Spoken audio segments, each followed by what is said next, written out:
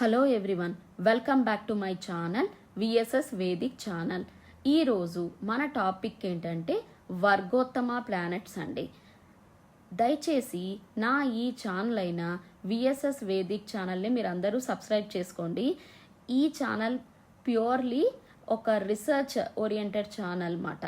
దీంట్లో మనం డిఫరెంట్ టాపిక్స్ని మనం రీసెర్చ్ బేసెస్ మీద దాని యొక్క ప్లేస్మెంట్స్ యొక్క రిజల్ట్స్ని మనం చెప్పడానికి ట్రై చేస్తున్నాం అన్నమాట. సో ఇది వర్గోత్తమకి సంబంధించిన టాపిక్ అన్నమాట. వర్గోత్తమ అంటే ఏంటి, వర్గ అంటే ఏంటి, ముందు డివిజనల్ చార్ట్స్ అన్నమాట. ఉత్తమ అంటే చాలా గొప్పది, చాలా ప్యూర్ అయినది అని అర్థం అన్నమాట. సో ఇప్పుడు వర్గోత్తమగా ఏ ప్లానెట్ ఉంది, ఏ లగ్నం ఉంది అని మనం ఎలా తెలుసుకోవాలి అని అంటే దానికి ముందు కావాల్సింది మన బర్త్ చార్ట్ అన్నమాట. అలానే మన నవాంశ లగ్న కూడా కావాలన్నమాట. ఫస్ట్ ఇప్పుడు బర్త్ చార్ట్లోను నవాంశ చార్ట్లో రెండిట్లోనూ ఒకటే లగ్నం ఉందనుకోండి, అంటే ఏంటి, మన బర్త్ చార్ట్లో తులా లగ్నం ఉంది, అలానే నవాంశ చార్ట్లో కూడా తులా లగ్నమే ఉంటే దాన్ని వర్గోత్తమ లగ్న అని మనం అంటాం అన్నమాట. తర్వాత మరి ప్లానెట్ వర్గోత్తమగా ఉందో లేదో మనం ఇలా తెలుసుకుందాం. ఇప్పుడు ఒక బర్త్ చార్ట్లో సూర్యుడు మేషరాశిలో ఉన్నాడు, అలానే నవాంశ చార్ట్లో కూడా సూర్యుడు అదే మేషరాశిలో ఉన్నారనుకోండి, అప్పుడు అది వర్గోత్తమ ప్లానెట్ అవుతుంది అన్నమాట. అంటే సూర్యుడు ఇక్కడ వర్గోత్తమ ప్లానెట్ అని అర్థం అన్నమాట. అలానే ఇప్పుడు బుధుడు ఒకవేళ మేషరాశిలో ఉన్నారు బర్త్ చార్ట్లో, అలానే నవాంశ చార్ట్లో కూడా బుధుడు మేషరాశిలో ఉన్నారనుకోండి, ఇక్కడ బుధుడు అనేది వర్గోత్తమ ప్లానెట్ అని అర్థం అన్నమాట. కొన్ని చార్ట్స్లో 3-4 ప్లానెట్స్ కూడా వర్గోత్తమ ప్లానెట్స్ ఉండే అవకాశం ఉంటుంది అన్నమాట. సో అసలు వర్గోత్తమ వల్ల ఏంటి అని అంటే ఆ ప్లానెట్కి ఒక రకమైన పవర్ వస్తుంది అన్నమాట, అంటే శక్తి వస్తుంది అన్నమాట. ఎలాంటి ఇబ్బందులనైనా సరే ఎదుర్కోగల శక్తి ఆ ప్లానెట్కి వస్తుంది అన్నమాట. జనరల్గా ఏంటంటే మనం D1 చార్ట్ అంటే ఏంటి, అసలు మన సెల్ఫ్ ఏంటో మనం తెలుసుకుంటే చార్ట్ అన్నమాట. D9 చార్ట్ అంటే ఏంటి, అసలు మన డైరెక్షన్ ఎటు వెళ్తోంది అని చూపించే చార్ట్ అన్నమాట. ఆ చార్ట్లో గనక వర్గోత్తమగా ఉన్న ప్లానెట్ మంచి పొజిషన్లో ఉండాలి, అంటే ఏంటి, మంచి హౌసెస్లో ఉండాలన్నమాట. అంటే ఏంటి, ఒకవేళ వర్గోత్తమ ప్లానెట్స్ అనేవి నవాంశాలో 6th కానీ 8th కానీ 12th కానీ ఉంటే అవి పవర్ని ఎక్కువ పెంచుతాయి, అలానే ఇబ్బందులు, విపరీతమైన ప్రాబ్లమ్స్ని అన్నీ కూడా తెస్తాయి అన్నమాట. ఎందుకు, 6th 8th 12th అనేది ట్రిక్లాడ్స్, తర్వాత కూడా అవి దుష్టానా హౌసెస్ చాలా ఇబ్బంది పెడతాయి అన్నమాట. ఆ ప్లానెట్ యొక్క పవర్ పెరిగింది అంటే ఏంటంటే ఇక్కడ నుంచి 6th 8th 12th నుంచి బాధలు కూడా పెరుగుతున్నాయని అర్థం అన్నమాట. సో మనం ఎప్పుడైనా జడ్జ్ చేసేటప్పుడు వర్గోత్తమగా ప్లానెట్స్ ఎప్పుడైతే గనక నవాంశాలో 6th 8th 12th ఉంటే ఇక్కడ చాలా రకాలైన ఇబ్బందులు వచ్చే అవకాశం ఉంటుందన్నమాట. ముఖ్యంగా ఎప్పుడు ఈ ఇబ్బందులన్నీ కనిపిస్తాయి, ఎప్పుడు మనం దాంట్లో నుంచి బయటికి రాగలం అంటే మహాదశ పీరియడ్స్ అన్నమాట. ఆ వర్గోత్తమగా ఉన్న ఏ ప్లానెట్స్ అయితే ఉన్నాయో వాటి యొక్క మహాదశలో ఆ ప్రాబ్లమ్స్ అన్నీ మనకి కనిపిస్తూ ఉంటాయి అన్నమాట. తర్వాత ఇంకెలా దీన్ని జడ్జ్ చేయొచ్చు అని అంటే మనం అసలు ఆ ప్లానెట్ అనేది ముందు అసలు బర్త్ చార్ట్లో ఎలా ఉంది, నవాంశాలో ఎలా ఉంది, అంటే ఏ బర్త్ చార్ట్లో డెబిలిటేట్ అయి ఉందా, అదే డెబిలిటేషన్ ఒకవేళ నవాంశ చార్ట్లోనూ కూడా ఉందా, ఇవి మనం చూసుకోవాలన్నమాట. ఒకవేళ వర్గోత్తమ ప్లానెట్ గనక డెబిలిటేట్ అయ్యి ఉంటే గనక, తర్వాత ఎక్కడ డెబిలిటేషన్ కూడా మనం చూడాలి, నవాంశాలో కూడా డెబిలిటేట్ అయ్యి ఉంటే గనక ఇక్కడ చాలా రకాలైన ఇబ్బందుల్ని తెస్తాయి అన్నమాట. అవి ఎస్పెషల్లీ మహాదశ పీరియడ్లో ఎక్కువ ఇబ్బందుల్ని తీసుకొస్తాయి అన్నమాట. సో ఇక్కడ ఖచ్చితంగా ఆ ప్లానెట్కి సంబంధించిన రెమెడీస్ కానీ పూజలు కానీ చేయించుకోవడం చాలా మంచిది అన్నమాట. సరే, ఇప్పుడు ఒక్కొక్క ప్లానెట్ వర్గోత్తమగా ఉంటే అసలు ఆ ప్లానెట్ ఎలాంటి రిజల్ట్స్ని ఇస్తుంది, అసలు ఆ ప్లానెట్స్ ఎలా మన లైఫ్ని చేంజ్ చేస్తుందో మనం తెలుసుకుందాం. ఒకవేళ సూర్యుడు వర్గోత్తమ ప్లానెట్ అయితే గనక వీళ్ళకి చాలా విల్ పవర్ ఎక్కువగా ఉంటుందన్నమాట. ఎటువంటి కష్టాన్నైనా సరే ఒంటరిగా వీళ్ళు పోరాడి గెలవగలరు అన్నమాట. వీళ్ళు ఎప్పుడు కూడా లీడర్స్గా ఉంటారన్నమాట. ఎప్పుడూ ఒక గ్రూప్ని లీడ్ చేస్తూ ఉంటారన్నమాట. వీళ్ళు దేనికి తొందరగా భయపడరు అన్నమాట. వీళ్ళు ఎప్పుడైనా సరే ఏదైనా విషయం కోసం నిలబడాలి అంటే ఖచ్చితంగా నిలబడి తీరుతారన్నమాట.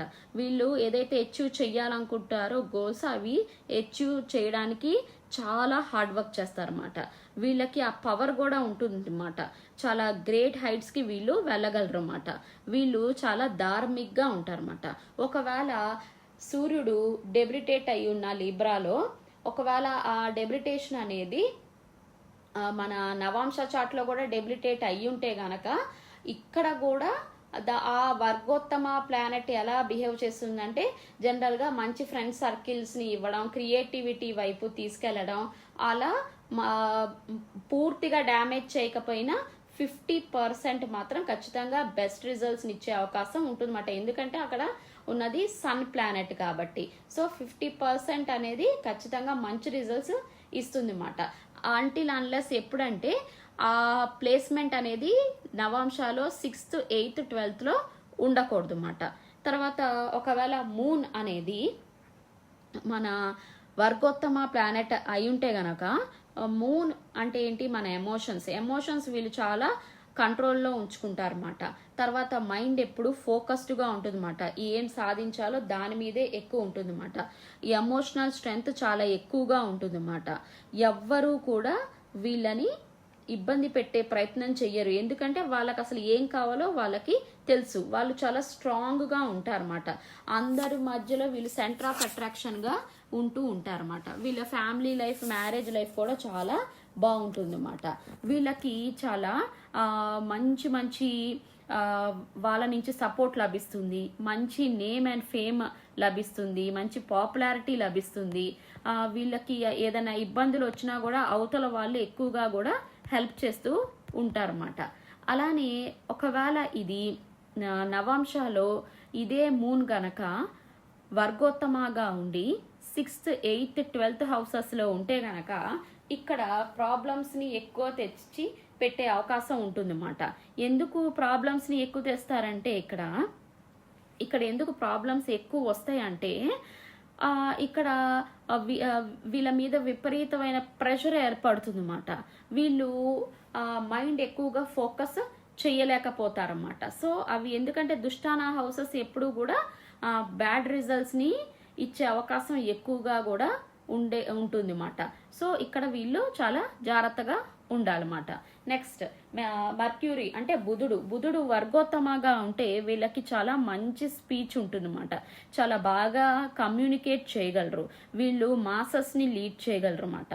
వీళ్ళు జనరల్గా మీడియాలో కానీ లేకపోతే మంచి హై ఇంటెలిజెంట్ పొజిషన్స్లో ఎక్కువగా ఉండగలరు అన్నమాట. వీళ్ళు జనరల్గా ఒక మంచి సైంటిస్ట్ అన్నమాట. వీళ్ళు బాగా ఏదైనా హై లెవెల్లోకి అచీవ్ చేయగలరు అన్నమాట. ఇక్కడ వీళ్ళు స్పీచ్ని చాలా జాగ్రత్తగా కంట్రోల్ చేయాలన్నమాట. ఒక్కోసారి ఆ స్పీచ్ వల్ల అవతల వాళ్ళు చాలా ఇబ్బంది పడే అవకాశం ఎక్కువగా ఉంటుందన్నమాట. సో వీళ్ళు ఎక్కడ ఎప్పుడు ఏది మాట్లాడాలి అది తెలుసుకోవడం చాలా ఇంపార్టెంట్ అన్నమాట. మరీ ఎక్కువగా కూడా మాట్లాడకూడదు అన్నమాట. లిమిటెడ్గా చాలా ఇంటెలిజెంట్గా మాట్లాడగలగాలన్నమాట.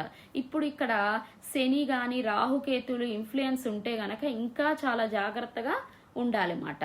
అసలు ఏ ప్లానెట్ వర్గోత్తమగా ఉన్నా వాటిని శని రాహు చూస్తున్నాయా లేకపోతే రాహుకేతులు చూస్తున్నాయా, వాటి యొక్క కంజంక్షన్స్ ఏమైనా ఉన్నాయా లేకపోతే ఆస్పెక్ట్ అవుతున్నాయా, ఇవి మనం చాలా జాగ్రత్తగా చూడాలన్నమాట. వాటి యొక్క ఆస్పెక్ట్ కంజంక్షన్స్ వల్ల చాలా మటుకు వాటి యొక్క పవర్ చాలా మటుకు తగ్గే అవకాశం ఉంటుందన్నమాట.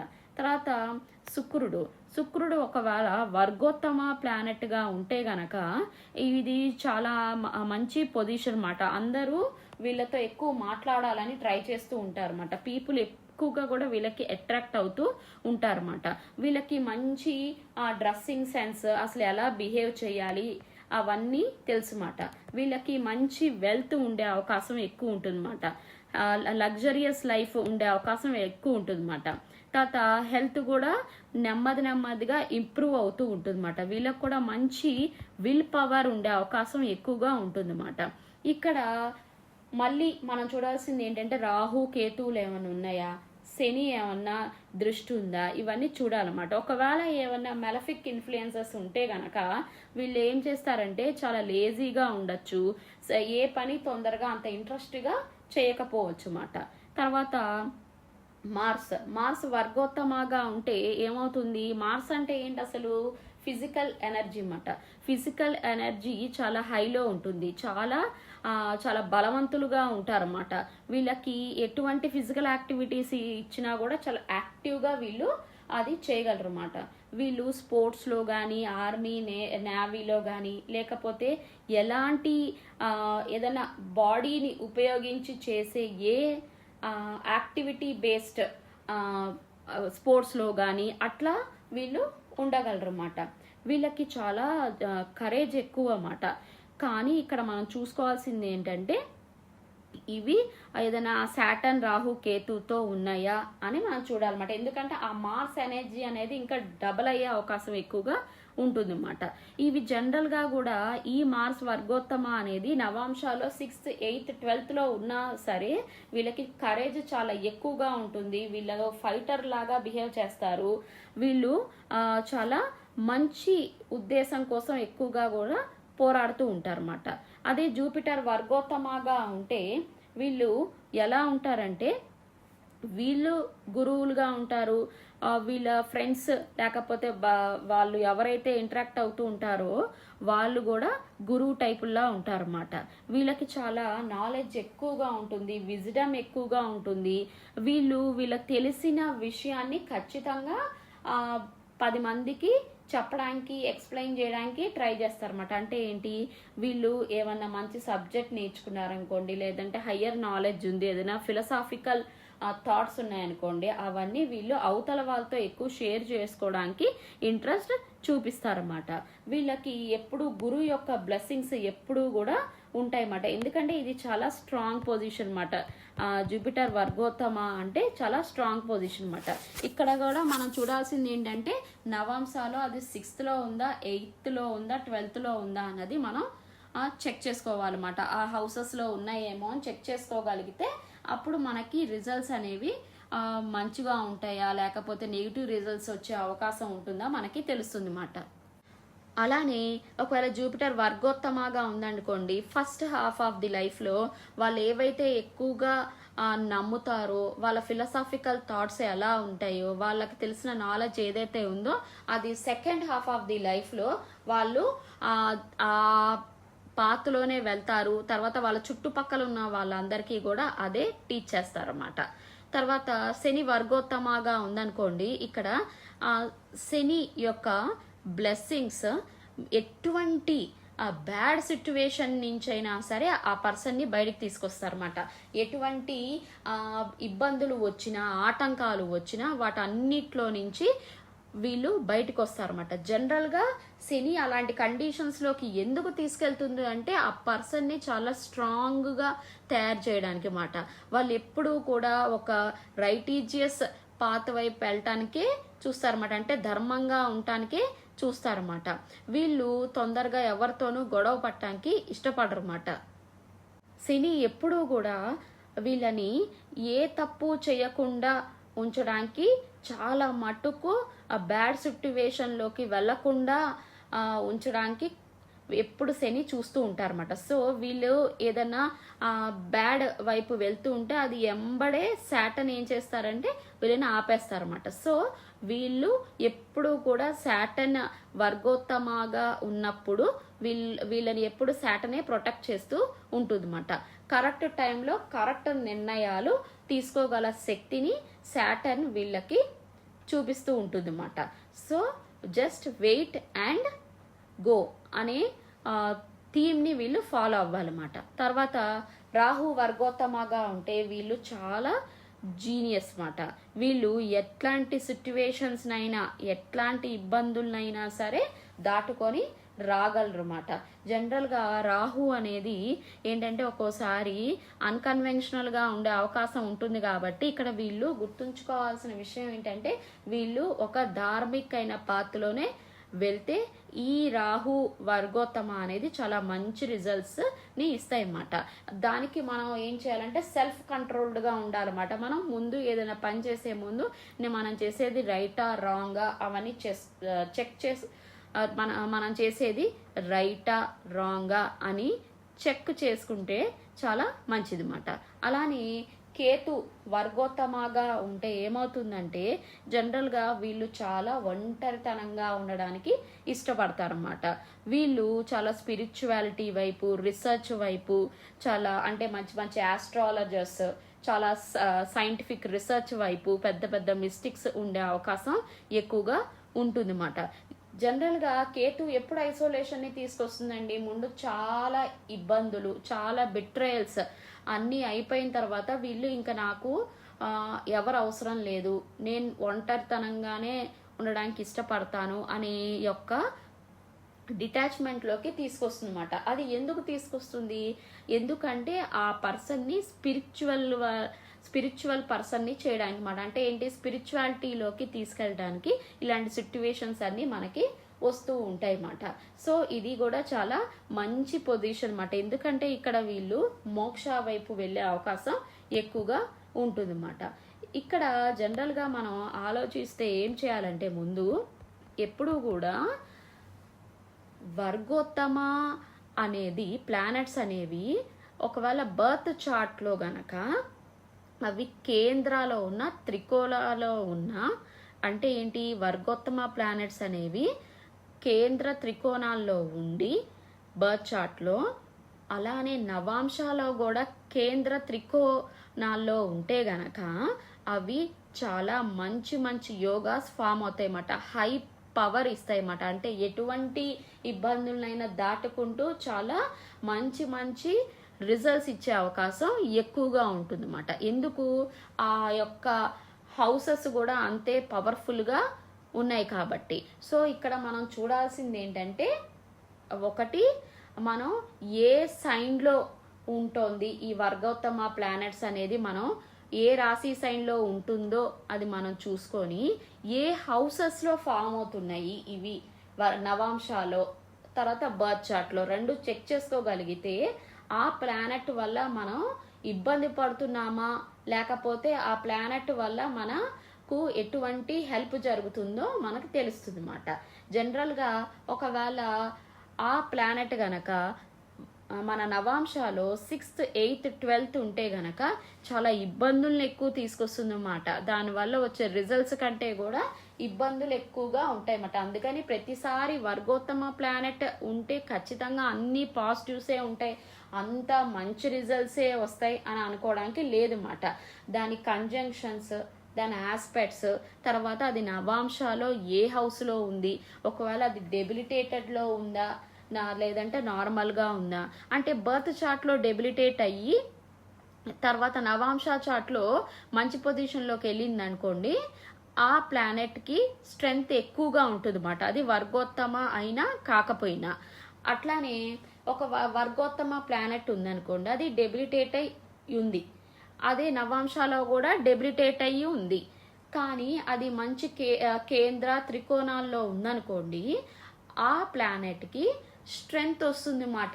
బ్యాడ్ నుంచి తట్టుకునే అవకాశం ఎక్కువగా ఉంటుంది అన్నమాట. అది డెబిలిటేట్ అయ్యి ఉన్నా కూడా ఆ బాధల నుంచి తట్టుకొని వాళ్ళు బయటకు వచ్చేస్తారన్నమాట.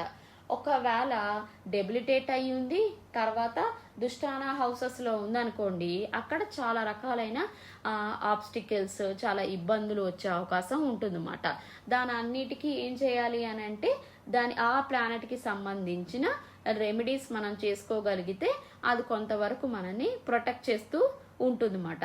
ఎప్పుడు ఇవన్నీ ఉంటాయంటే ఆ వర్గోత్తమ ప్లానెట్ యొక్క మహాదశ పీరియడ్స్లో కానీ లేదంటే అంతర్దశల్లో కానీ ఎప్పుడు కూడా వాటి యొక్క రిజల్ట్స్ అనేవి వస్తూ ఉంటాయి అన్నమాట.